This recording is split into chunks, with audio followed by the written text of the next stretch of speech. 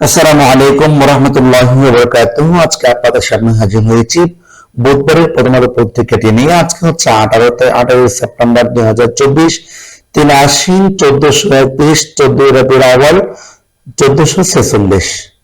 আজকে আমরা দেখে নিব প্রথম আলো পত্রিকাটি একেবারে শুরু থেকে শেষ পর্যন্ত আপনাদের পূর্ণাঙ্গ দেখানোর চেষ্টা করবো। একটু মনোযোগ সহকারে খেয়াল করবেন আজকে প্রথম আলো পত্রিকাটি কিভাবে সাজিয়েছেন সেটাই। আজকে প্রথম আলো হেডিং করেছেন যে পণ্য রপ্তানির আড়ালে বেক্সিমকোর অর্থ পাচার। তারপরে এই পাশে বলেছেন যে নির্বাহী ম্যাজিস্ট্রেটের ক্ষমতা পেল সেনাবাহিনী। তারপরে এখানে বলেছেন যে দেশ ছেড়েছেন আওয়ামী লীগের অনেকে। আসলে সংঘর্ষে পোশাক শ্রমিক একজন নিহত। তারপরে বলেছেন যে অন্তর্বর্তী সরকারকে কোনোভাবেই ব্যর্থ হতে দেওয়া যাবে না। এরপরে এখানে বলেছেন যে পরবর্তী পেজ আমরা দেখতে পাচ্ছি এখানে রাজশাহীতে আসিফ মাহমুদ এখনো রাজনৈতিক দল গঠনের কোনো অভিপ্রায় নেই, অন্তর্বর্তী সরকারকে কোনোভাবেই ব্যর্থ হতে দেওয়া যাবে না, এটা বলেছিলেন সমাবেশে তারেক রহমান এবং মির্জা ফখরুল ইসলাম। তারপরে বলেছেন যে এখানে দেশে আমাদের বলেছেন যে রাষ্ট্রের সংস্কার হলে উৎপাদন সম্পর্কের নয় কেন। আচ্ছা, তাহলে আমরা এখন দেখলাম যে প্রথম পেজের মধ্যে এই যে গুরুত্বপূর্ণ খবরগুলো আজকে প্রথম আলো পত্রিকাতে হেডিং করেছেন। আর এখানে দেখতে পাচ্ছি আমরা এক পাশে সড়ক দখল করতে অনেকে মরিয়া হয়ে ব্যস্ত আছেন। আচ্ছা, এই হচ্ছে আমাদের আজকের প্রথম আলো পেজে গুরুত্বপূর্ণ পেজের যে প্রথম যে অংশটি আছে সেটাই। এখন আমি আপনাদেরকে পরবর্তী সংখ্যা বা পরবর্তী পেজ দেখানোর চেষ্টা করছি। পরবর্তী পেজে এখানে বলা আছে যে আমাদের 2 নম্বর পেজে প্রধান উপদেষ্টার সঙ্গে নেপালের রাষ্ট্রদূত সাক্ষাৎকার। মার্কিন কূটনীতিক বললেন সবার স্বার্থে বাংলাদেশের গণতান্ত্রিক উত্তরণকে সমর্থন গুরুত্বপূর্ণ। আর এই পাশে বলেছে মানবাধিকার লঙ্ঘন, জাতিসংঘের তথ্য অনুসন্ধান দলের কাজ শুরু, বাংলাদেশের সঙ্গে সম্পর্ক আরো এগিয়ে নিতে আগ্রহী ভারত। তারপরে বলছে প্রধান উপদেষ্টা ত্রাণ তহবিল থেকে 100 কোটি টাকা অনুদান অর্থাৎ জুলাই শহীদ স্মৃতি ফাউন্ডেশন কর্তৃক হস্তান্তর করেছেন মুগ্ধ আমাদের মুগ্ধর ভাইয়ের কাছে। মুগ্ধ ভাই তো আমাদের প্রধান একটা স্মৃতি ফাউন্ডেশন যেটা তৈরি করেছেন, ওখানকার সভাপতি হচ্ছেন আমাদের প্রধান উপদেষ্টা মুগ্ধ। আর এরপরে যিনি প্রধান ছিলেন হচ্ছে আমাদের মুগ্ধের ভাই উনি ছিলেন। তারপর আমরা এখানে বাকি যেটা দেখা যাচ্ছে এটা হচ্ছে আমাদের প্রথম পেজের বাকি অংশটুকু এখানে বলেছেন যে আমরা এখন পরবর্তী পেজ চলে যাব, অর্থাৎ 3 নম্বর পেজে আমরা এখন চলে যাব। 3 নম্বর পেজে কি বলেছেন সেটা আমি আপনাদের দেখানোর চেষ্টা করছি। 3 নম্বর পেজে আমাদের এখানে বলার চেষ্টা করেছেন যে আমাদের 3 নম্বর পেজে আমরা দেখতে পাচ্ছি উপরে যানজট নিরসনে প্রধান উপদেষ্টাকে 6 প্রস্তাব। আর সংক্ষেপে বলেছেন যে ছাত্র জনতার উপর গুলি, যুবলীগ কর্মী গ্রেপ্তার, নতুন নাগরিক প্ল্যাটফর্ম ভয়েস ফর রিফর্ম। তারপরে এখানে নিশ্চয় বলেছেন যে আমাদের এখানে কতগুলো বিজ্ঞপ্তি প্রকাশ করেছেন। এটা হচ্ছে আমাদের প্রথম আলো পত্রিকার 3 নম্বর পেজে যেটা রয়েছে সেটি। এখন পরবর্তী পেজে আমরা চলে যাবো, অর্থাৎ 4 নম্বর পেজে দেখবো কি প্রকাশ করেছেন।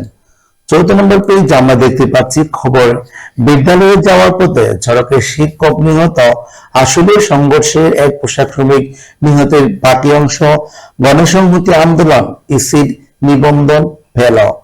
তারপর হচ্ছে মোজাম্মেল বাবু, শ্যামল দত্ত ও শাহরিয়ার কবির রিমান্ডে। এরপরে বাকি অংশ প্রথম পেজের বাকি অংশটুকু এখানে প্রকাশ করেছেন। আর এখানে বলছেন যে বাংলাদেশ ব্যাংকের একটা বিজ্ঞপ্তি দেখা যাচ্ছে। এরপর আমরা পরবর্তী পেজ দেখে নেব। প্রথম আলোর পরবর্তী পেজে কি বলেছে সেটা আমি আপনাদের দেখানোর চেষ্টা করছি। 5 নম্বর পেজের মধ্যে বলা আছে যে আমাদের অভিমত ও বিশ্লেষণ পেজে রাজনৈতিক সংস্কার হলে উৎপাদন সম্পর্কে নয় কেন, এটা বলেছেন। আর এই কলামগুলো আমাদের শিক্ষার্থী ভাই বোনদের জন্য অনেক গুরুত্বপূর্ণ। আর এই কলামটি লিখেছেন আলতাফ পারভেজ, আমাদের একজন রাষ্ট্রবিজ্ঞ বা রাজনীতিবিদ, একজন অত্যন্ত বিজ্ঞ লেখক, আমার অনেক জনপ্রিয় একজন লেখক। উনি অনেক ভালো ভালো কলাম লিখেছে ওনাকে। তারপর আমরা দেখবো পরবর্তী পেজে আমাদের 5 নাম্বার এবং 6 নাম্বারে চলে যাবো আমরা। 6 নম্বর পেজের মধ্যে আমরা যা দেখতে পাচ্ছি মতামত পেজ। মতামত হচ্ছে সম্পাদকের অংশের মধ্যে বলেছেন যে মাজার খানকায় হামলা, সরকারকে কঠোর অবস্থান নিতে হবে, অবশ্যই গতকাল সরকার কঠিন অবস্থান নিতে শুরু করেছে, অর্থাৎ সেনাবাহিনীকে যে আমাদের নির্দিষ্ট ক্ষমতা দিয়েছে, তার মানে এখন দেশে রাজনৈতিক কোনো কিছু আপাতত 2 মাস চলবে না। আর এটা কিন্তু মানে আগে উদ্যোগ নেওয়ার দরকার ছিল, কিন্তু নেওয়া হয়নি। বাংলাদেশ ভারত আরো গবেষণা না করে বিদ্যুৎ করিডোর নয়, এটা বলেছেন। তারপর এখানে বলেছেন যে শুধু দুঃখবদ্ধ আর পাকিস্তানের রাজনৈতিক ব্যবস্থার সংকট গভীরতর হচ্ছে। তারপরে কিন্তু বলছে যে রোহিঙ্গা সংকট, তৃতীয় দেশে পুনর্বাসনে দায়ী মুক্তি পাবে মিয়ানমার। এইটাই বলেছে আমাদের 6 নম্বর পেজের মধ্যে এগুলো বলেছেন। এখন আমরা পরবর্তী পেজ দেখে নেব 7 নম্বর পেজে আমরা দেখতে পাচ্ছি আন্তর্জাতিক অংশ। এখানে আন্তর্জাতিক সংক্ষেপে বলেছেন যে ইরান নারীদের বিরক্ত করবে না ইরানের নীতি পুলিশ। তারপরে বলেছেন যে এখানে মমতা সরকারের নতুন সমস্যা পুলিশ বিক্ষোভ, দিল্লির মুখ্যমন্ত্রী হচ্ছেন আতিশি। এরপরে বলেছেন হত্যা চেষ্টাকে রাজনৈতিক রূপ দিলেন ট্রাম্প। পাকিস্তান ইমরানের বিচার সামরিক আদালতে হচ্ছে না। তারপরে বলছে মণিপুরে বড় সহিংসতা ঘটছে না অমিত শাহ। সেনা সংখ্যা আরো বাড়াচ্ছে পুতিন। এই হচ্ছে আমাদের আন্তর্জাতিক পেজের মধ্যে যা বলেছেন এইগুলো। আমরা কোন পরবর্তী পেজে চলে যাব। পরবর্তী পেজ হচ্ছে 8 নম্বর পেজটি হচ্ছে দেশ সংক্রান্ত। সংক্ষেপে বলেছেন যে প্রধান উপদেষ্টার কার্যালয়ে নতুন সচিব হলেন সাইফুল্লাহ পান্না। আর এই পাশে বলেছেন যে আজমিরি ওসমানের আরেক সহযোগী গ্রেফতার। তুর্কি হত্যা মামলার এখন এই বিচার হচ্ছেন, কিন্তু বিগত 16 বছরে অনেক চেষ্টার পরেও অনেক বিচার অনেক হয়নি। তার মানে অনেক নির্যাতন চালিয়েছেন মানুষের উপরে। জাহাঙ্গীরনগর বিশ্ববিদ্যালয়ের প্রক্টরের দায়িত্ব রাশিদুল আলম। বন্যায় 14,259 কোটি টাকা ক্ষতি, মাদকের পদার্থের আইনের আওতায় আনার নির্দেশ স্বরাষ্ট্র উপদেষ্টার। তারপর এখানে বলেছেন যে আমাদের কাশিমপুর কারাগার থেকে পালানো 2 বন্দী গ্রেপ্তার।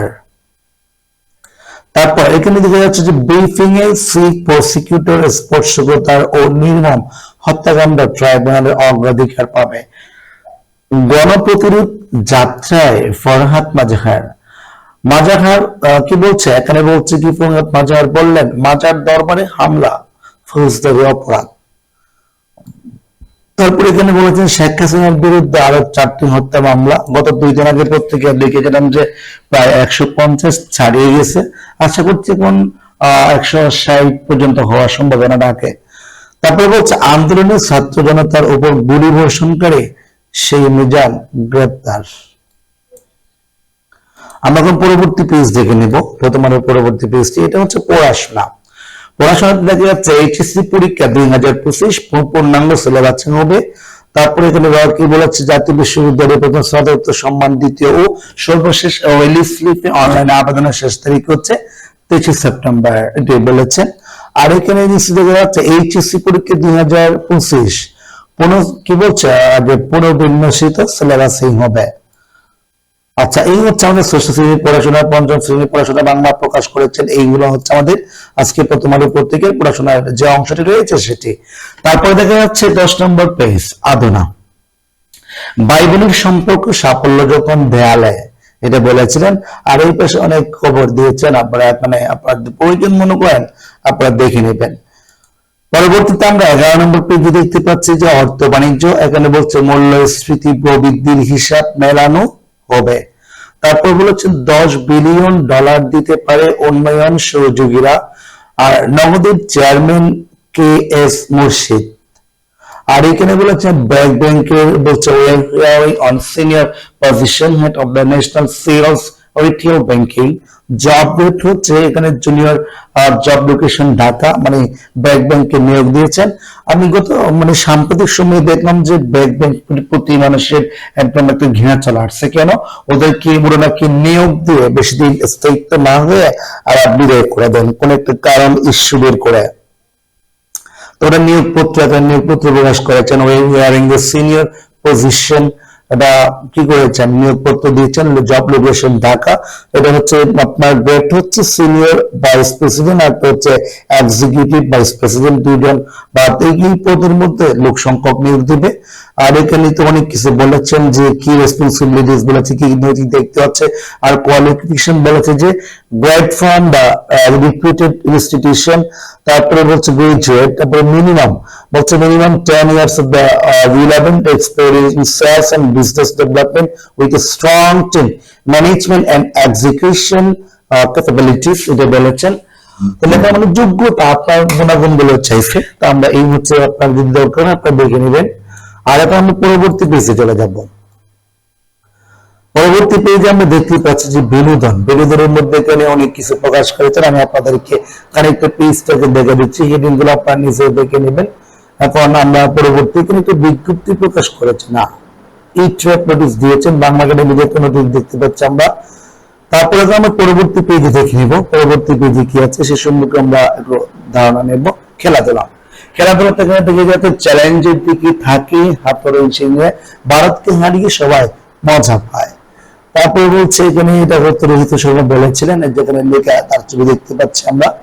তারপরে যারা বলছেন যে স্টেডিয়ামের দোকানদারায় 28 কোটি টাকা পাবে চ্যাম্পিয়ন দল। আর এখন সোনালী ব্যাংকে একটি প্রজ্ঞাপন বোঝা যাচ্ছে। তাহলে এখানে আমাদের নিশ্চয়ই অনেক কিছু দেখতে পাচ্ছি আমরা, ছোট পর্দা থাকবে, হচ্ছে গল টেস্ট প্রথম দিন, তারপরে অনেক কিছু দেখা যাচ্ছে এখানে। আমরা এই হচ্ছে আর এখানে হচ্ছে ভারতকে হারিয়ে সবাই মজা পায় বলেছেন রোহিত শর্মা। আরে আচ্ছা, তারপর আমরা প্রথমে এখন সর্বশেষ যে প্রথম আলো পত্রিকাটি আছে দেখছি আমরা। এখানে হচ্ছে ডেঙ্গু করোনা একটা ছবি দেখতে পাচ্ছি, হাসপাতালের চিত্র এটা।